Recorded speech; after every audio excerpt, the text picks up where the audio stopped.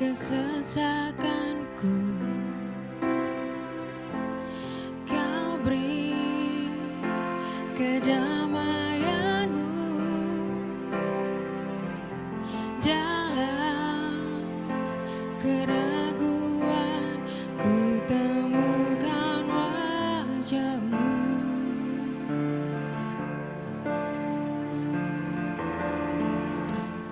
Karena pengorbananmu,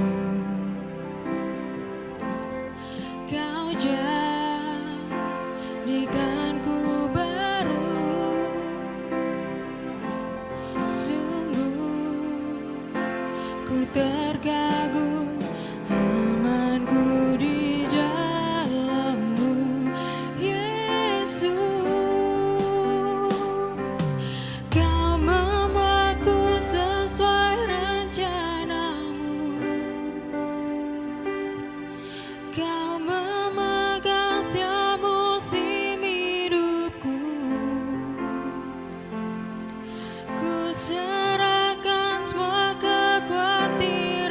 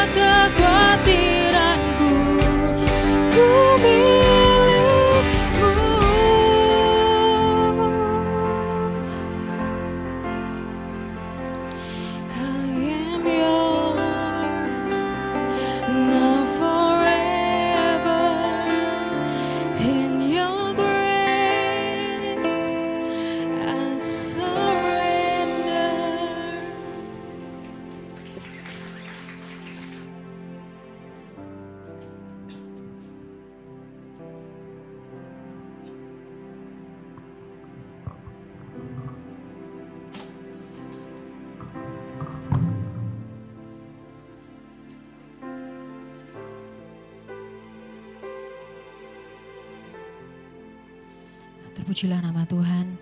Pujian yang begitu indah memberkati kita, mengingatkan bahwa kita ini adalah milik Tuhan. Tidak perlu kita takut, tidak perlu kita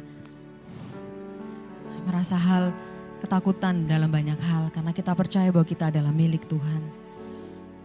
Terima kasih Tuhan. Kau Yesus, Kau yang memiliki kami Tuhan. Bukan Kau Allah yang setia, Kau Allah yang memberikan kami kemenangan demi kemenangan dalam hidup ini Tuhan. Terima kasih Yesus.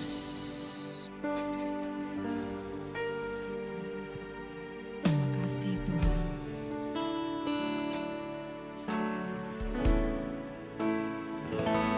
Tidak takut,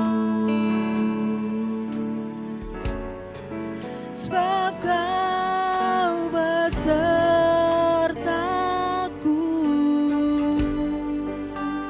Ku tidak bimbang, sebab Engkau Allahku. Engkau meneguhkanku, bahkan menolongku.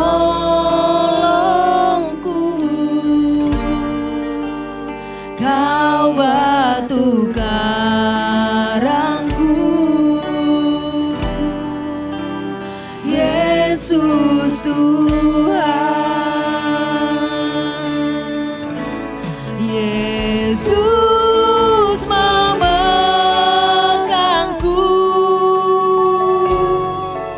dengan tangan kananmu. Yesus memberiku kemenangan.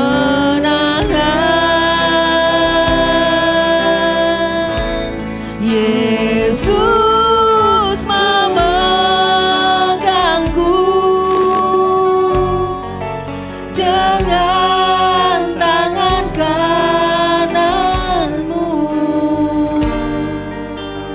Yesus memberiku kemenangan. Mari dengan segenap hati kita pujikan pujian ini. Ku tidak takut,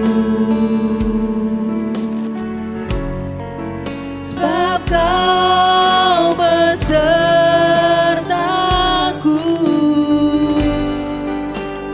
Ku tidak bimbang,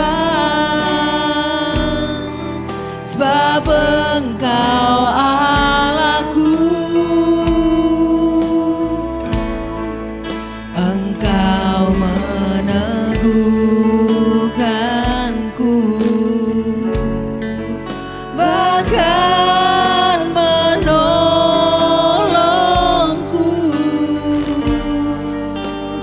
Kau batu karangku, Yesus Tuhan. Yesus memegangku dengan tangan kananmu. Yesus memberiku kemenangan.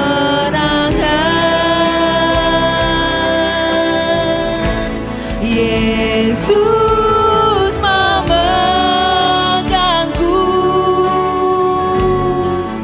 dengan tangan kananmu. Yesus memberiku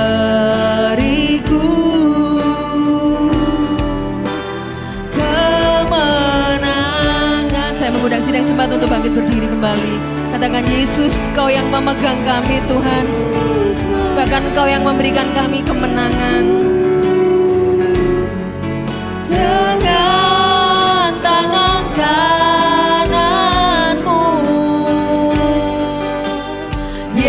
Yesus memberiku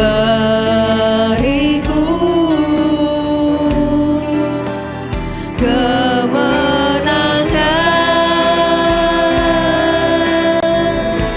Yesus memegangku dengan tangan kananmu. Yesus memberiku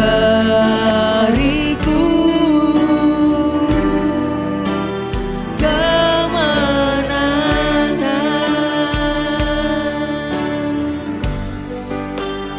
Yesus memberiku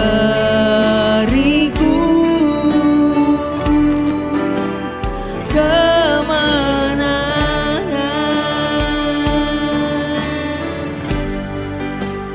Yesus memberiku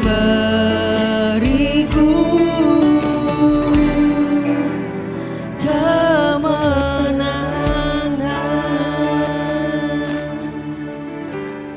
Terima kasih Tuhan. Terima kasih untuk segala kebaikan Tuhan dalam kehidupan kami. Bahkan kalau kami melihat itu semua karena karya-Mu dalam hidup kami. Kami sungguh mengucap syukur memiliki Allah kami yang setia. Allah yang tidak pernah sekalipun meninggalkan kami. Tuhan, bagi hari ini kami mau duduk diam di hadirat-Mu Bapa. Kami rindu mendengarkan sabda-Mu. Biarlah Engkau menolong setiap kami Tuhan, supaya kami boleh mengerti, supaya kami boleh memahami apa yang Tuhan mau dalam hidup kami, dan boleh kami kerjakan Bapa. Terima kasih Engkau berkati hamba-Mu yang akan menyampaikan kebenaran firman Tuhan.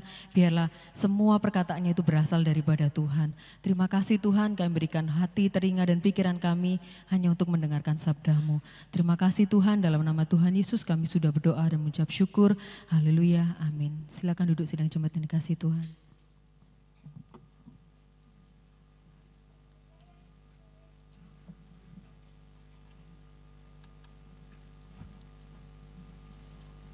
Salam Bapak Ibu. Hari ini kita kembali diberi kesempatan buat Tuhan untuk beribadah, sungguh menyenangkan buat kita semua. Dan hari ini kita masih dalam suasana kebangkitan Tuhan. Kemudian Alkitab mengajarkan kepada kita setelah kebangkitan Tuhan 40 hari Tuhan melakukan penampakan kepada murid-muridnya untuk memvalidasi bahwa dia memang sudah bangkit. Hari ini saya ingin menyampaikan satu kebenaran firman Tuhan yang didasarkan pada Yohanes pasal 20 ayat yang ke-24 sampai yang ke-29. Mungkin Bapak Ibu bisa melihat teks di Alkitabnya masing-masing ya, di HP-nya karena masih ada kendala di papan display. Ya, Yohanes pasal 20 Bapak Ibu ayat 24 sampai dengan ayat yang ke-29. Demikianlah firman Tuhan. Akan lebih baik kita baca bergantian Bapak Ibu ya. Saya 24, sidang jemaat 25 sampai ayat yang ke-29. Saya akan mulai. Tetapi Thomas, seorang dari ke-12 murid itu yang disebut Didimus, tidak bersama-sama mereka ketika Yesus datang ke situ.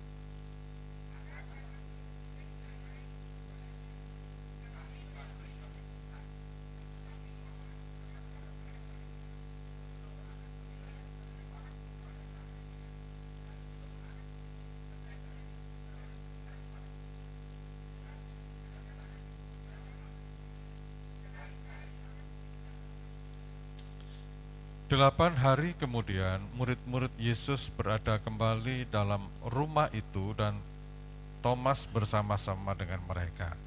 Sementara pintu-pintu terkunci, Yesus datang dan ia berdiri di tengah-tengah mereka dan berkata, "Damai sejahtera bagi kamu."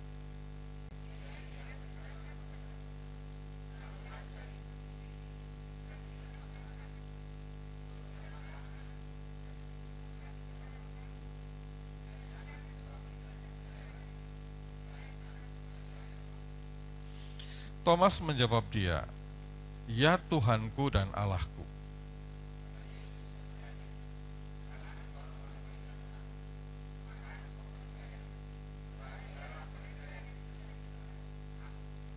Amin. Sidang jemaat yang dikasihi oleh Tuhan, dari teks yang kita baca bersama, judul khotbah pada pagi hari ini adalah luka yang menyembuhkan. Teks yang kita baca adalah bagian yang sangat terkenal dalam kisah kebangkitan Tuhan. Cerita tentang bagaimana ketidakpercayaan Thomas terhadap kebangkitan Tuhan menjadi inspirasi bagi banyak orang ketika membahas mengenai kebangkitan Tuhan.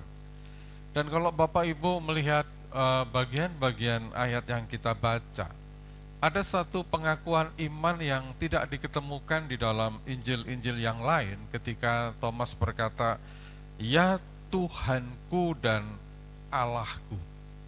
Satu pengakuan yang jarang kita temukan di dalam penulisan-penulisan di dalam kitab Injil.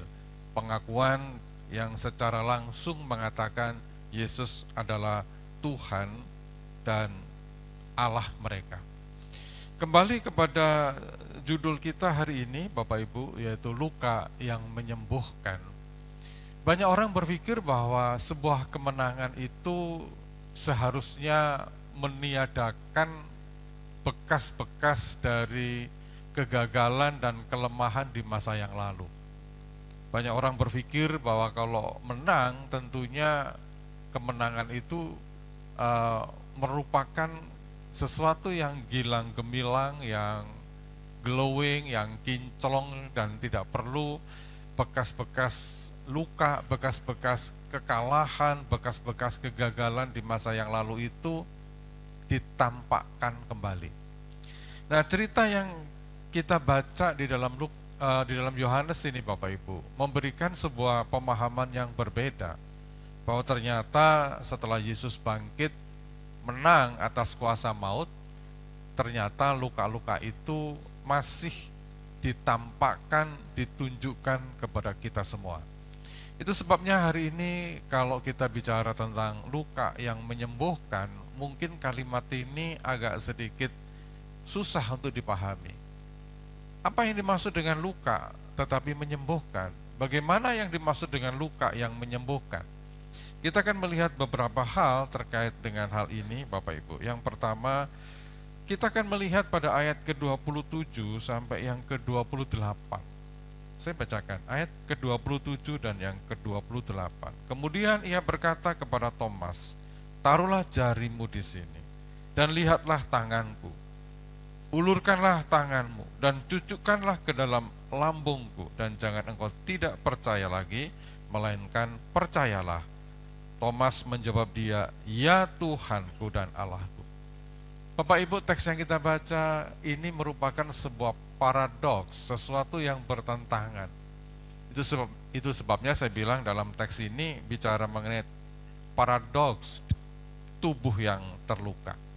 Coba kita renungkan sebentar Bapak Ibu. Ketika kita bicara tentang tubuh kemuliaan, Yesus yang telah mati, 3 hari dia ke tempat atau ke ruang atau ke dalam dunia orang mati, kemudian pada hari ketiga dia bangkit kembali. Secara teologis kita akan berpikir bahwa tubuh kebangkitan itu adalah tubuh yang sempurna, yang tidak ada cacatnya, tidak ada celahnya, tubuh yang betul-betul tidak pernah kita bayangkan ada beberapa kelemahan-kelemahan. Kita membayangkan sebuah tubuh yang betul-betul luar biasa, tidak ada cacat celahnya. Tetapi ayat ini memberikan kepada kita sebuah pemahaman yang sangat paradoks. Tubuh kemuliaan itu ternyata masih ada luka-lukanya. Kenapa ini? Saudara, ini menunjukkan kepada kita bahwa Tuhan Yesus di dalam kemenangannya, dia tidak mengabaikan luka-luka yang dia derita. Kerapuhan tubuh manusia itu masih ditampilkan sebagai identitas dari kebangkitan itu. Apa makna rohaninya buat kita, Bapak Ibu? Kadangkala kita berpikir bahwa di dalam hidup ini kalau kita ini mengalami kekalahan, ya, kegagalan. Siapa di sini yang tidak pernah mengalami kegagalan? Pasti kita pernah mengalami yang namanya kegagalan. mengalami kekalahan, mengalami kelemahan. Dan seringkali kita berpikir seperti yang tadi saya bilang, kadangkala ketika kita menjajaki atau mendapatkan kehidupan yang lebih baik daripada kehidupan yang di masa yang lalu, kita kepengennya jejak kekalahan, jejak kegagalan, jejak kelemahan-kelemahan kita di masa yang lalu, itu seharusnya dihapus, seharusnya di-delete. Dan kita kepingin kemenangan itu semata-mata adalah kemenangan tanpa pernah mengingat di masa yang lalu kita pernah mengalami kekalahan. Itu yang seringkali menjadi gambaran kita. Tetapi ketika kita bicara tentang tubuh kebangkitan Yesus, Tuhan tidak seperti ini. Tuhan masih menunjukkan kepada kita, ya, luka-luka di masa yang lalu. Ketika saya merenungkan akan kisah ini, Bapak Ibu, saya teringat akan sebuah kisah, ya, seni yang ada di Jepang yang namanya kintsugi. Bapak Ibu bisa melihat gambar yang tertampil di depan. Kintsugi itu adalah seni tradisional Jepang, bagaimana seni ini memperbaiki keramik yang pecah menggunakan pernis khusus yang dicampur dengan emas, dicampur dengan platinum, dicampur dengan perak, dicampur dengan logam-logam yang mulia. Teknik ini menjadikan barang yang rusak itu menjadi lebih indah, bernilai, dan lebih mahal daripada benda yang kemarin, yang sebelum retak. Saudara bisa melihat gambar ini, ada sebuah, ya, bejana keramik pualam begitu, dengan banyak goresan-goresan yang menunjukkan bahwa benda ini dulunya pernah pecah. Tetapi dengan seni kintsugi, benda itu ditata ulang, ya, kemudian retak-retaknya itu kembali dilem dengan logam mulia, dengan emas dan lain sebagainya. Seni kintsugi ini adalah seni yang dipopulerkan oleh seorang shogun, Bapak Ibu, namanya Shogun Ashikaga pada sekitar abad yang ke-15. Dan seni ini sampai hari ini menjadi seni yang sangat populer di Jepang dan kemudian menular ke beberapa negara yang lain, bagaimana merestorasi benda yang sudah hancur, yang sudah rusak itu, dan pulih kembali dengan nilai yang lebih mahal daripada benda-benda ketika benda itu belum retak. Saya ingin menggunakan metafora ini untuk menunjukkan kepada kita semua bahwa kekalahan, kerapuhan, kegagalan di masa yang lalu bisa diubah oleh Tuhan menjadi sesuatu yang jauh lebih mulia, jauh lebih mahal daripada ketika benda itu masih utuh. Apa makna rohaninya, Bapak Ibu? Makna rohaninya adalah bahwa Tuhan itu bisa membuat kekalahan kita, kegagalan kita, ketidakberhasilan kita, ketika kita letakkan ke dalam tangan Tuhan, semua kekalahan kita, kegagalan kita itu memang masih ada, tapi merubah kehidupan kita menjadi kehidupan yang lebih bernilai dibanding pada masa-masa yang lalu. Amin, Bapak Ibu. Seringkali kalau kita itu mengingat kekalahan kita, kegagalan kita, yang muncul adalah kekecewaan. Yang muncul adalah rasa tidak percaya diri. Yang muncul adalah rasa minder dengan mengatakan, mana mungkin saya bisa mencapai kondisi yang seperti ini? Mana mungkin saya dihargai orang? Mana mungkin orang bisa appreciate kepada saya? Kenapa? Karena di masa yang lalu saya telah mengalami kekalahan. Di masa yang lalu saya telah mengalami kegagalan. Di masa yang lalu saya telah mengalami berbagai macam persoalan. Tetapi sekali lagi saya katakan, ketika engkau menyerahkan hidupmu ke dalam tangan Tuhan, tidak ada kegagalan yang tidak bisa ubah oleh Tuhan menjadi sesuatu yang bernilai dan berharga di mata Tuhan dan di mata dunia. Seni kintsugi menggambarkan kepada kita sebuah metafora kehidupan bahwa tidak ada kegagalan yang bisa merusak kehidupan kita untuk kita menyongsong masa depan yang lebih baik. Saya kasih contoh Bapak Ibu, cerita-cerita di dalam Alkitab yang menggambarkan bagaimana Tuhan merubah kegagalan itu menjadi sesuatu yang indah. Suatu kali Tuhan berjalan-jalan dalam pelayanannya dari Yerusalem menuju ke Samaria. Di tengah perbatasan itu ada sebuah sumur dan Tuhan istirahat di situ. Tengah hari, siang bolong, ada seorang perempuan yang dikenal sebagai perempuan sundal, Bapak Ibu, datang juga ke sumur itu. Dan kita tahu percakapannya. Tuhan bicara kepada perempuan itu, bolehkah aku minta air minum daripadamu? Perempuan itu menjawab, kita nggak ada hubungan, bukankah engkau dari Yerusalem, aku dari Samaria. Di antara kita ada jarak, ada tembok yang tidak bisa kita lintasi. Kemudian dalam percakapan itu terus ya, percakapan yang dalam ya, mungkin anak muda sekarang bilang itu deep talk ya, percakapan yang sangat dalam, sampai pada satu titik kemudian Tuhan berkata kepada perempuan itu, pulanglah dan panggil suamimu. Perempuan itu menjawab, Rabi, aku tidak punya suami. Tuhan kemudian menimpali, benar kamu tidak punya suami, bahkan 5 orang yang pernah hidup bersama denganmu itu pun juga bukan suamimu. Dia telah hidup dengan cara hidup yang tidak benar dengan 6 pria.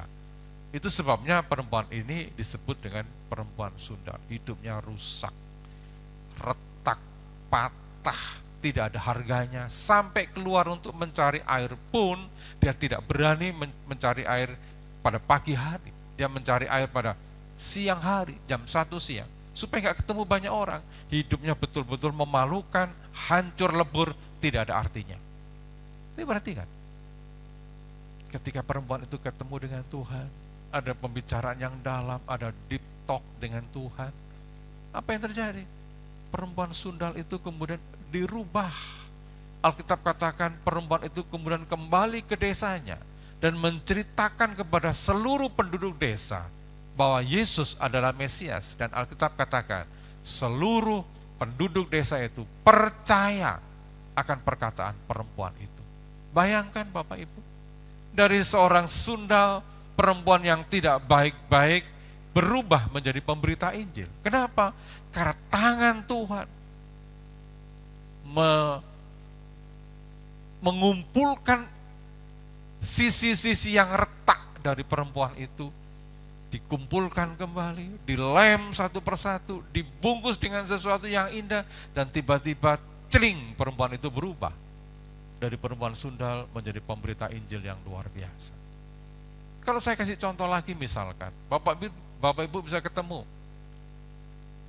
dengan Sakius, seorang pemungut cukai yang kerjaannya itu menyengsarakan orang. Dia memeras orang sampai orang itu kering kerontang. Tapi apa yang terjadi ketika dia ketemu dengan Tuhan? Dari pemeras, dari debt collector yang dibenci bagi banyak orang, berubah menjadi seorang yang sangat dermawan. Bahkan dia berkata, kalau ada orang yang masih dirugikan oleh karena saya akan kembali mengganti kerugian itu 4 kali lipat. Kalau kita ketemukan lagi misalkan Saulus, dari penganiaya ketemu Tuhan, berubah menjadi pemberita Injil yang luar biasa. Saya ingin sampaikan buat sidang jemaat yang dikasihi Tuhan, kalau pada masa yang lalu engkau pernah mengalami kegagalan, pernah mengalami kelemahan, pernah mengalami sesuatu yang memalukan, datang ke dalam tangan Tuhan. Retak-retakmu, pecahan-pecahan kehidupanmu, kepingan-kepingan kehidupan yang pecah, itu akan Tuhan ambil satu persatu dengan telaten, dikumpulkan, dilem, direkatkan, dan diberikan sesuatu yang indah. Sehingga seperti seni kitsugi ini, dari barang yang tidak berharga menjadi sesuatu yang mulia, dari sesuatu yang hina menjadi sesuatu yang luar biasa berharga. Kenapa? Karena tangan Tuhan adalah tangan yang luar biasa dalam kehidupan kita. Itulah paradoks dari tubuh yang terluka. Yang kedua, Bapak Ibu, di dalam cerita Thomas ini, kita bisa menemukan antara iman ya yang mandiri dan iman di dalam komunitas. Saya akan bacakan buat Bapak Ibu. Ini maknanya luar biasa dalam kehidupan kita. Ayat ke-24 mulai.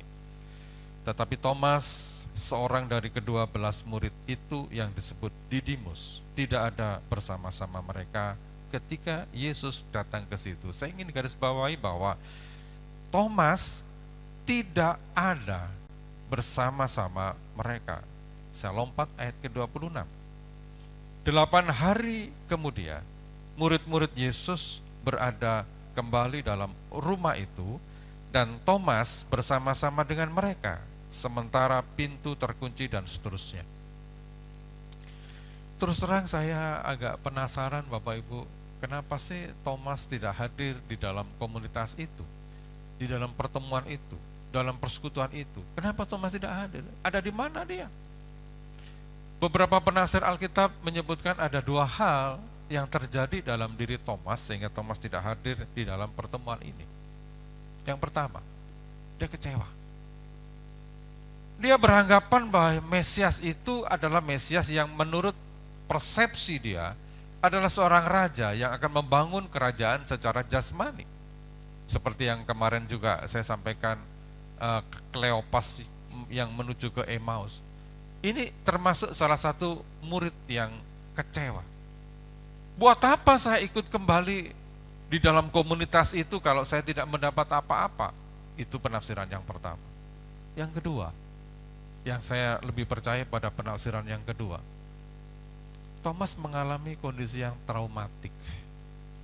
Dia baru menyaksikan orang yang paling dia sayangi, paling dia cintai, paling dia kagumi, orang yang sehari-hari bersama dengan dia, dan di depan mata kepala dia sendiri, orang itu mengalami pembunuhan yang paling sadis, yang paling brutal yang pernah dilihat oleh Thomas.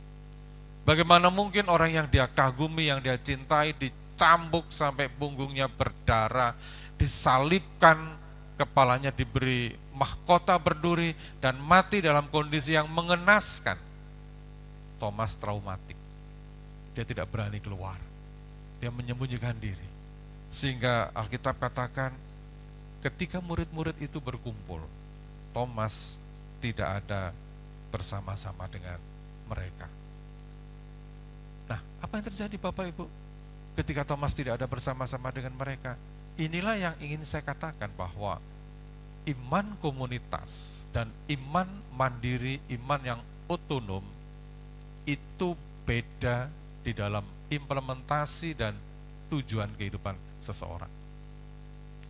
Ketika Thomas berdiam diri di rumah, ketika Thomas tidak ada di dalam komunitas itu, ketika Thomas tidak ada di dalam persekutuan dengan murid-murid itu, apa yang terjadi Bapak Ibu? Yang tumbuh adalah keraguan-raguan. Yang tumbuh adalah kebimbangan. Sehingga ketika murid-murid yang lain itu bertanya atau berkata, Mesias sudah bangkit. Apa yang dibilang Thomas? Sebelum aku mencucukkan tanganku ke dalam lubang di tangannya, aku tidak percaya. Kemandirian iman Thomas membuat keraguan-raguan itu semakin terbangun di dalam hati dan pikiran Thomas. Tapi apa yang terjadi pada ayat yang ke-26 ini Bapak Ibu? Ketika Thomas bersama-sama dengan mereka, iman itu tumbuh kembali. Sehingga dari antara murid-murid Tuhan Yesus, kalimat yang sangat kuat keluar dari Thomas, ya Tuhan, Engkau Tuhanku dan Engkau Allahku. Apa yang menjadi pembelajaran buat kita Bapak Ibu? Ini adalah fenomena yang menarik dalam kehidupan kita Bapak Ibu. Mungkin bisa digeser. Kita ini sekarang hidup dalam zaman digital, iya kan Bapak Ibu? Dengan zaman digital ini, orang boleh memilih untuk ibadah online atau ibadah onsite. Memang gereja kita menyediakan dua layanan ini. Tetapi yang ingin saya sampaikan, orang yang lebih senang ibadah online tanpa pernah berkumpul di dalam komunitas, iman yang muncul adalah iman yang penuh dengan keraguan. Kenapa? Karena dia tumbuh dalam kesendirian. Dia tidak pernah berkomunitas dengan yang lain. Dia tidak pernah bersinggungan dengan orang yang lain. Bahkan sebetulnya Amsal pernah berkata, Bapak Ibu, besi menajamkan besi, sesama menajamkan sesamanya. Kita butuh kebersamaan. Makanya kemarin ya, pemberkatan Saudari Damara itu saya sampaikan bahwa tidak baik manusia itu seorang diri saja. Dia butuh komunitas. Nah, ketika Thomas tidak hadir di dalam komunitas persekutuan murid-murid itu, yang dia dapatkan adalah keraguan. Ibrani berkata kepada kita, Bapak Ibu, surat Ibrani, ya, jangan engkau melalaikan pertemuan-pertemuan ibadah seperti yang dibiasakan oleh orang-orang yang tidak mengenal Tuhan. Kita mungkin bisa berpikir begini, Bapak Ibu, kan di rumah saya bisa berdoa, ya kan? Di rumah saya bisa membaca Alkitab, di rumah saya bisa melakukan ini, itu, dan sebagainya. Saya bilang, iya. Tapi yang saya mau sampaikan begini, ketika kita tidak di dalam komunitas, apa yang tidak bisa engkau dapatkan? Satu, engkau tidak bisa belajar tentang otoritas. Engkau tidak belajar tentang submission. Engkau tidak pernah belajar tentang penundukan diri. Engkau independen, engkau hidup dengan dirimu sendiri dan tidak peduli dengan otoritas yang ada. Itu yang akan menghancurkan hidupmu. Karena manusia itu butuh otoritas. Itu yang pertama.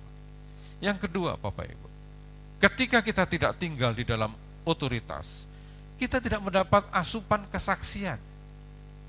Ya, tidak pernah menerima kesaksian-kesaksian yang positif, yang indah, yang luar biasa dari saudara seiman yang lain. Kapan kita bisa mendapatkan kesaksian bahwa ada orang yang sakit kemudian disembuhkan, dari orang yang tidak diberkati menjadi diberkati, dari orang yang tersesat menjadi orang yang benar, dari orang yang dulunya biasa-biasa saja menjadi orang yang hebat. Kita bisa menemukan itu semua ketika kita tinggal di dalam komunitas. Amin, Bapak Ibu. Terus terang, Bapak Ibu, secara pribadi, ketika kita punya acara tutup tahun dan mendengar banyak kesaksian-kesaksian, itu membangun iman percaya saya itu menjadi semakin kuat dan semakin kuat. Ketika ada kesaksian jemaat yang meneteskan air mata, dia merasakan hidup yang begitu berat, seakan-akan dia tidak bisa apa-apa, tetapi kemudian setelah dia berdoa, setelah berserah kepada Tuhan, Tuhan menolong dia, Tuhan mengangkat dia, Tuhan memberkati dia. Mendengar kesaksian seperti itu, terus terang, iman saya bergejolak, bergelora, semakin bertumbuh dan semakin kuat di dalam Tuhan. Dan saya mau sampaikan, kalau engkau tidak ada dalam komunitas, ya, sekali lagi saya bilang, kalau engkau tidak ada dalam komunitas, dari mana engkau mendengar kesaksian yang luar biasa seperti itu? Yang engkau temukan apa? Keraguan-raguan. Yang ketiga, Bapak Ibu, kalau engkau tidak tinggal di dalam komunitas, engkau tidak akan mendapat dukungan. Siapa yang mendukung engkau? Siapa yang bisa berkata kepada engkau, apa persoalanmu, apa pergumulanmu, saya akan berdoa buat engkau? Gak ada. Itu sebabnya sekali lagi saya sampaikan, Bapak Ibu, ya, iman yang tumbuh mandiri, iman yang otonom, yang tidak ada dalam komunitas, yang tidak submission pada pemimpin, iman yang seperti ini, buahnya adalah keraguan-raguan, kebimbangan. Hidupmu jadi gak jelas. Hidupmu akan bertanya-tanya, benarkah Tuhan menolong saya? Benarkah Tuhan membimbing saya? Kenapa? Karena engkau tidak tinggal dalam komunitas. Nah, sebaliknya, apa yang terjadi ketika ayat yang ke-26 tadi dikatakan bahwa Thomas kemudian hadir di dalam komunitas itu? Iman Thomas kemudian bertumbuh. Sehingga dia bisa berkata bahwa Tuhan, Engkau Allahku, Engkau Tuhanku. Intinya sidang jemaat yang dikasihi oleh Tuhan, jangan pernah meninggalkan komunitas. Jangan pernah abai dalam ibadah-ibadah yang telah ditentukan. Amin, Bapak Ibu. Yang terakhir, ayat 27 sampai yang ke-29. Ya, saya akan bacakan. Kemudian ia berkata kepada Thomas, taruhlah jarimu di sini dan lihatlah tanganku, ulurkanlah tanganmu dan cucukkan ke dalam lambungku, dan jangan engkau tidak percaya lagi, melainkan percayalah. Thomas menjawab dia, ya Tuhanku dan Allahku. Kata Yesus kepadanya, karena engkau telah melihat aku, maka engkau percaya. Berbahagialah mereka yang tidak melihat namun percaya. Yang ketiga, Bapak Ibu, yang ingin saya sampaikan buat kita semua, teks yang kita baca memberikan validasi luka itu bisa menyembuhkan, memberikan penguatan kepada kita bahwa luka yang dikelola dengan baik, yang dikelola dengan bijak, itu mampu menyembuhkan orang yang mengalami berbagai macam persoalan. Ketika Thomas bertanya, Bapak Ibu, sebelum aku mencucukkan, ya kan? Sebelum aku mencucukkan tanganku ke jari Tuhan, ke lambungnya, ke kakinya, aku tidak akan percaya. Apakah Yesus marah? Oh enggak. Dia memvalidasi itu. Engkau membutuhkan lukaku, ini loh lukaku. Engkau kepingin tahu lukaku di lambung, inilah lambungku. Engkau ingin tahu luka di kakiku, ini. Yesus memberikan validasi bahwa luka itu memang ada.